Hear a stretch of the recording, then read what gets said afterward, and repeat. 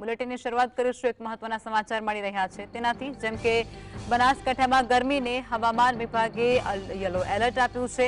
બનાસકાંઠાની અંદર ગરમીનું પ્રમાણ હજુ પણ વધે તેવી આશંકા। બનાસકાંઠામાં તાપમાનનો પારો 41 ડિગ્રીને પાર પહોંચી ચૂક્યો છે અને હજુ પણ યલો એલર્ટ બનાસકાંઠામાં જારી છે, જેમાં બનાસકાંઠામાં ગરમીને લઈ અને હવામાન વિભાગ દ્વારા યલો એલર્ટ જાહેર કરવામાં આવ્યું છે।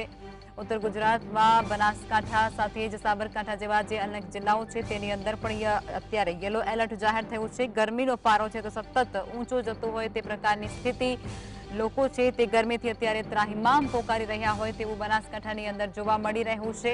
ठंडा पीणानो सहारो पण लेता लोको त्यां जोवा मळे छे।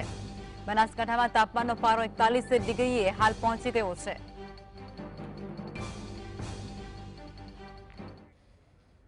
तो आज मुद्दे हमारा संवाददाता ध्रुव लाइव में जोड़ाई चुक्या है। ध्रुव, बनासकांठानी अंदर येलो एलर्ट जाहिर है, लोको गर्मीथी ત્રાસી चूक्या है અને हालनी स्थिति शुं छे અને લોકો કઈ રીતે ગરમીનો જે માર છે તેની સામે રક્ષણ મેળવી રહ્યા છે? जी ચોક્કસથી લખમાં જે રીતે વાત કરાવું, બનાસકાંઠા જિલ્લામાં હવામાન વિભાગ દ્વારા જે રીતે યેલો એલર્ટ આપવામાં આવ્યું છે, યેલો એલર્ટના પગલે ક્યાંક ને ક્યાંક જનજીવન પણ ક્યાંક બનાસવાસીઓ પર પ્રભાવિત થયું હોય તેવું લાગી રહ્યું છે। કારણ કે જે રીતે ગરમીનો પ્રકોપ વધ્યો છે, દિવસ દરમિયાન જ 41 ડિગ્રી સુધીનું તાપમાન છે તે પહોંચી જતું હોય છે। આ કારણે લોકો છે તે ઘરની બહાર નીકળવાનું ટાળતા નજરે પડતા હોય છે। જે રોડો પર સુનસાન વાસતા નજરે પડતા હોય છે, કર્ફ્યુ જેવો માહોલ પણ જામતો હોય છે। ત્યારે જે રીતે મારા કેમેરામેન દ્રશ્ય બતાવી રહ્યા છે, આ જે લોકો છે, સેવાભાવી લોકો છે, ગરમીના અંદર પાણીની પરબની વ્યવસ્થા જે રાહદારીઓ વધુ જે માર્ગ પર હોય છે ત્યાં આગળ કરવામાં આવી છે। इंडियन रेड क्रॉस જે સોસાયટી છે શાખા દ્વારા જે રીતે જલધારા અભિયાન અંતર્ગત સૌજન્ય इंडियन रेड क्रॉस સોસાયટી અંતર્ગત આ લોકો દ્વારા જે આ સંસ્થાના જે લોકો છે, સેવાકીય લોકો છે, તેઓ દ્વારા પાણીની પરબની વ્યવસ્થા સેવાભાવી લોકો દ્વારા કરવામાં આવી છે। લોકો રાહદારીઓને પાણી પૂરું પાડી રહ્યા છે। ખાસ કરીને જણાવશો, અત્યારે ગરમીની શરૂઆત થઈ ગઈ છે, આ દ્વારા પાણીની વ્યવસ્થા લોકો માટે કરવામાં આવી છે, શું કહેશો? નમસ્કાર, ઇન્ડિયન રેડ ક્રોસ સોસાયટી તાલુકા શાખા ડીસા, હું પ્રકાશ ઠક્કર, ચેરમેન। ગઈકાલે અમે આખા ગુજરાતમાં Gujarat state branch Indian red cross સોસાયટીના ચેરમેન શ્રી અજયભાઈ પટેલના નેતૃત્વમાં આખા ગુજરાત ખાતે રેડ ક્રોસ દ્વારા ઠંડા પાણીની પરબોનું ઉદ્ઘાટન કર્યું છે। આખા ગુજરાત ખાતે અસંખ્ય પરબો લાઈવ પાણી આપી શકે, ચોખ્ખું પાણી આપી શકે અને લોકોને ગરમીમાં રાહત મળે તે માટે સ્ટેટ બ્રાન્ચના સહયોગથી ડીસા ખાતે પણ અમે સાંઈબાબા મંદિરના આંગણમાં એક પરબનું ગઈકાલે ઉદ્ઘાટન કર્યું। ડીસાના એસડીએમ નિયાબેન પંચાલ દ્વારા આ કાર્યનું ઉદ્ઘાટન કરવામાં આવ્યું હતું।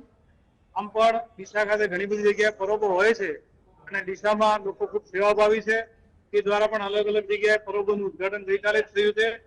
અમે પણ અહીંયા ઉદ્ઘાટન કર્યું છે। રેડ ક્રોસ અમે ગુજરાતમાં ખૂબ જ સેવાકીય પ્રવૃત્તિઓ કરે છે।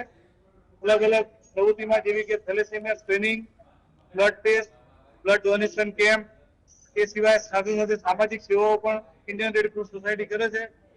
अहींया अमे ડીસા खाते फर्स्ट एड ना क्लासेस पण चलावीए छीए।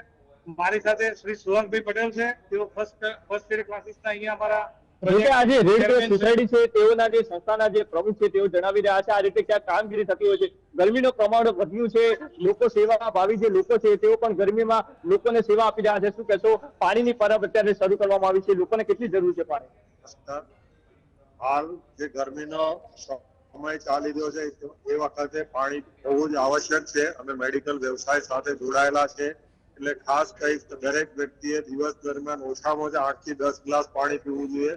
ગરમીમાં શક્ય હોય તો 12 થી 5 ના ગાળા દરમિયાન બહાર નીકળવાનું ટાળવું જોઈએ, માથે ટોપી પહેરવી જોઈએ। બીજું કઈ ના મળે તો ફક્ત પાણીનો પ્રવાહ પીવો જોઈએ। શક્ય એટલું પાણી પીશો તો ગરમીથી બચી શકશો અને આપણું જીવન સારી રીતે વિતાવી શકશો। આ તબક્કે આટલું થઈ આભાર। જોકે જે રીતે રેડ ક્રોસના જે સભ્ય છે, જે લોકો છે, સેવાભાવી લોકો છે, તેઓ જણાવી રહ્યા છે કે ક્યાંક ને ક્યાંક ગરમીનું પ્રમાણ વધ્યું છે। અમે પણ સેવાભાવી જે લોકો છે તેઓ રાહતદારી જે ચાલતા લોકો છે તેઓને સેવા પૂરી પાડી રહ્યા છે। ઠંડા પાણીની જે પરબ જે વ્યવસ્થા જે સર્કલ છે ત્યાં આગળ કરવામાં આવી છે। આ રીતે લોકો ક્યાંક જે સેવાભાવી લોકો છે તેઓ પણ હવે જે રીતે ગરમીનો પ્રકોપ વધ્યો છે તે માટે ક્યાંક સેવાભાવી લોકો પણ હવે સામે આવતા નજરે પડી રહ્યા છે। જી ધ્રુવ, આપ જોડાયા તે બદલ આપનો આભાર।